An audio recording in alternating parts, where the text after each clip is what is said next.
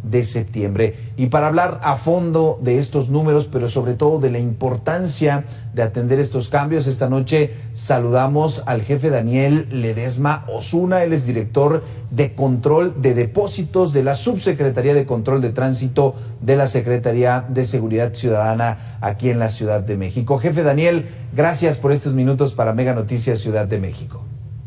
Gracias a ustedes, buenas noches, espero poder aclararle todas sus dudas. Gracias.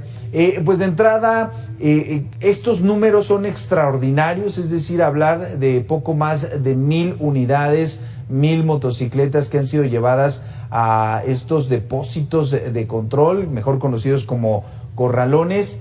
¿Es normal este número o sí estamos hablando pues de que muchas personas desafortunadamente, pues a pesar de que hubo una campaña de información, no están atendiendo el reglamento? No son cifras normales, es evidente que dado que se sumaron algunos criterios que ameritan ahora la remisión a los depósitos vehiculares o corralones como comúnmente se conocen, entonces sabíamos que se iba a incrementar el volumen de ingresos.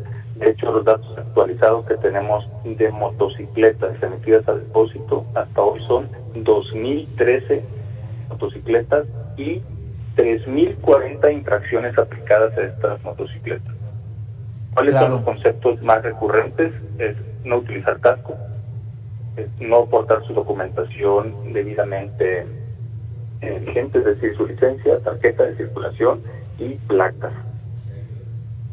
Claro, importante hacer esta precisión porque pues si veíamos que en el primer reporte eran 600, luego superaron las 1,000 y ahora 2,000, bueno, estamos hablando de un número importante de personas que tuvieron algún periodo de gracia para poder cumplir con todos los requisitos y finalmente no lo hicieron. Ahora, una vez que se levantan estas infracciones, una vez que se llevan estas unidades al corralón, ¿qué tan sencillo es que las recuperen y que vuelvan a circular? Y me refiero a qué tan sencillo, sobre todo destacando el punto en que si ya lo hicieron una vez, tal vez el costo de la multa o el tema de ir por la motocicleta, pues los obligue o los haga reflexionar allá, acatar las normas, acatar el reglamento, o en definitiva, bueno, pues finalmente reincidan en este tema, dependiendo de cuál sea el caso. ¿Qué tan difícil es pues recuperar la unidad o finalmente pues ir pagando estas multas que entiendo tienen algún beneficio, sobre todo en los primeros días, en las primeras horas? Así es, en cuanto a los descuentos en las infracciones, los primeros 15 días les puede aplicar, dependiendo de la infracción, 90% de descuento. Y pasando esos 15 días queda el 50%. Una vez que se agota un mes, ya pierden cualquier beneficio en cuanto a un descuento a la infracción. Recuperar una moto de un depósito, en teoría, es un proceso sencillo, siempre y cuando las personas hayan cuidado de tener toda su documentación en regla. ¿A qué me refiero con esto? Todos los documentos que puedan garantizar que son los legales propietarios, poseedores de los vehículos. Esto es una factura original, por supuesto, una carta factura en caso de que sean motos que continúan pagando en alguno de los establecimientos comerciales. Su carta también endosada en caso de que ellos no hayan sido los primeros propietarios. ¿Qué más les va a pedir? Su tarjeta de circulación vigente, que tengan una licencia que corresponda para conducir una motocicleta, que en este caso es la A1 y A2, una póliza de seguro, que también es muy importante para garantizar que los amparen en cualquier situación que les presente, así como cubrir los adeudos que tengan, ya sea los que originaron la remisión a depósito en esta ocasión o aquellos que hayan acumulado, que no se hayan preocupado por pagar, y para poder hacer la liberación del vehículo tendrán que subsanar esos adeudos. Entonces, sí es un proceso sencillo, siempre y cuando se hayan ocupado de tener todos estos requisitos en regla.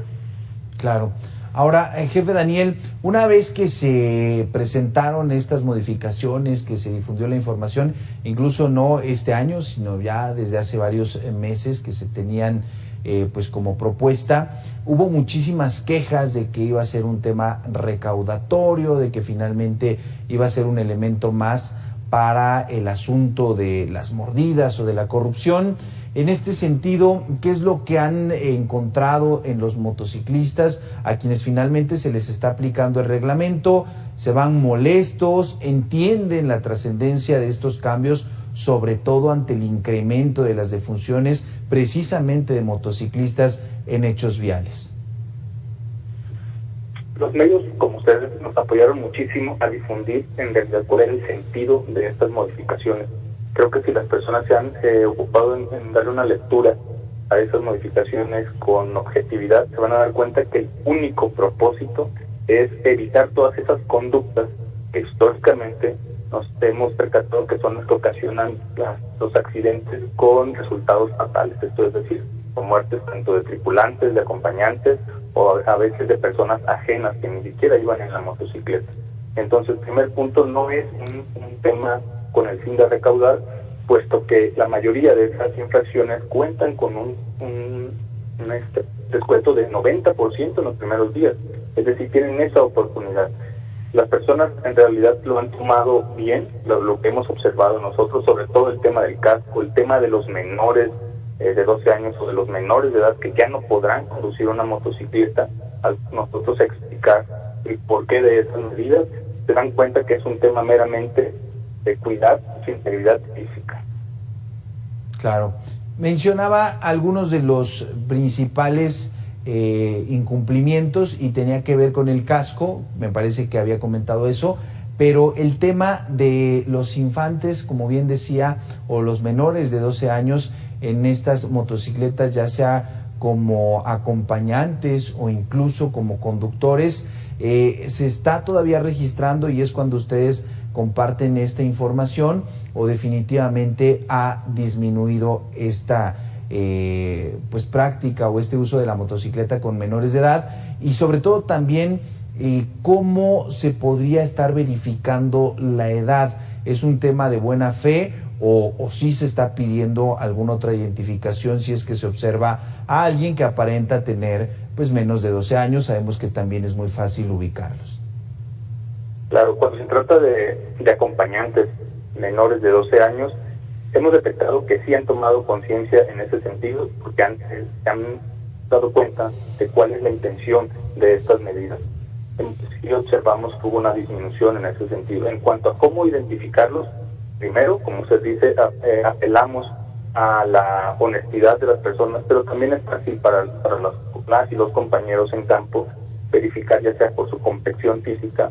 Muchas veces son personas menores que los llevan a las escuelas, entonces ese también es un factor que se toma en cuenta para saber la edad que puede tener el menor. Cuando presumimos que puede ser menor de edad el conductor, es igual, se hace una entrevista, verificamos esa persona va a tener su identificación si es mayor de edad y va a avalar que ya cuenta con una licencia también para poder conducir una motocicleta. Entonces el candado es, si no tienes licencia, es porque no has cumplido la mayoría de edad y por lo tanto no podemos otorgarle una. Y si no, y también una identificación que lo acredite como una persona mayor de edad. Pero cómo es al primer contacto verificar por su complexión, incluso también por cómo se comportan las maniobras que realizan algunas temerarias, sobre todo los jóvenes. Entonces eso para nosotros es un indicio de que puede ser una persona menor de edad. Al hacer la inspección, verificamos con base en su documentación y ahí ya llegamos a la certeza. Claro.